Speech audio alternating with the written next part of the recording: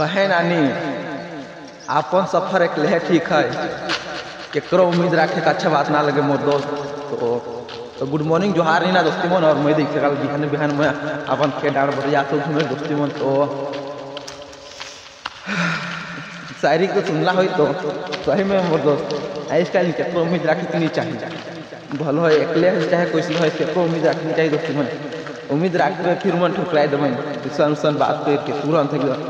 तो वह खातिर मैं तोहरे शायरी सुना दोस्ती में। अगर कैसन अच्छा लगी तो जरूर लाइक करो कमेंट करवा दोस्ती बना भूला बार। मैं तो देख सकला बिहार बिहार एकदम कैल जे होता है पहले कि रात दोस्ती में मूँग खा लिया और सिखाए के पूरा दोस्ती लोग खाली भी खराब भी हो। और बहुत ही ठाठा दोस्ती मन एकदम पूरा हाथ में उठाए जाते और पूरा नज़ारा देख सका बेर भी नहीं हो इधर में चिल जाता अपन डाल बटल के लेके एकदम बादाम मन के लेके दोस्ती मन।